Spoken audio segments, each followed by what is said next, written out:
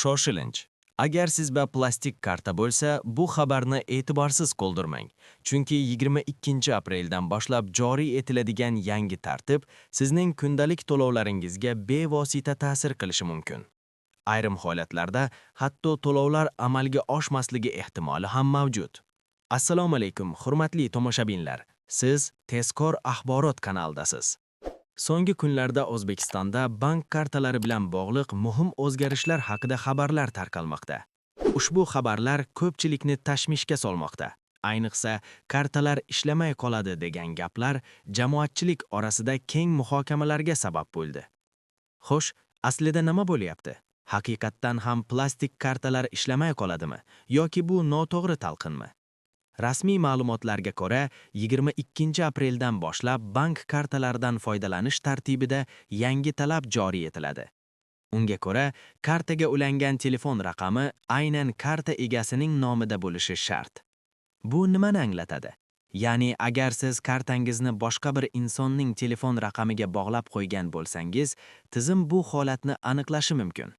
Zamonaviy bank tizimlari endilikda avtomatik tarzda karta egasi va telefon raqami egasining ma'lumotlarini solishtiradi. Eng muhim jihat shundaki, agar ushbu ma'lumotlar mos kelmasa, ayrim xizmatlardan foydalanishda cheklovlar yuzaga kelishi mumkin. Masalan, onlayn to'lovlar amalga oshmasligi, bank ilovalariga kirishda muammolar yuzaga kelishi ehtimoli bor. Bu o'zgarish nimaga kerak? Mutaxassislar fikricha, ushbu tartib asosan xavfsizlikni kuchaytirish maqsadida joriy etilmoqda. So'nggi yillarda bank kartalari bilan bog'liq firibgarlik holatlari ortib borayotgani sababli shaxsni aniq identifikatsiya qilish muhim masalaga aylangan. Shu o'rinda yana bir savol tug'iladi. Nega aynan telefon raqami bu qadar muhim? Chunki bugungi kunda deyarli barcha bank operatsiyalari, SMS kodlar, tasdiqlash xabarlari va mobil ilovalar orqali amalga oshiriladi. Agar telefon raqami boshqa shaxs nomida bo'lsa, bu xavfsizlikka jiddiy tahdid tug'dirishi mumkin. Ammo jamoatchilik orasida yana bir noto'g'ri tushuncha tarqalmoqda. Ayrimlar 22 apreldan barcha kartalar bloklanadi deb o'ylamoqda. Bu esa haqiqatga to'g'ri kelmaydi. Kartalar to'liq ishlamay qolmaydi, ammo noto'g'ri ulangan ma'lumotlar muammolarga olib kelishi mumkin. Demak, asosiy masala ma'lumotlarning mosligi. Agar sizning kartangiz va telefon raqamingiz bir shaxs nomida bo'lsa, siz uchun hech qanday muammo bo'lmaydi. Ammo aks holda oldindan choralar ko'rish tavsiya etiladi.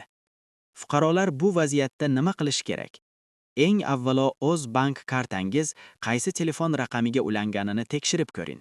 Agar raqam boshqa shaxs nomida bo'lsa, uni o'zingizning nomingizga rasmiylashtirish yoki bank orqali o'zgartirish lozim. Bu jarayonni kechiktirish qanday oqibatlarga olib kelishi mumkin? Agar tizim sizning ma'lumotlaringiz mos emasligini aniqlasa, siz ayrim xizmatlardan vaqtinchalik foydalana olmasligingiz mumkin.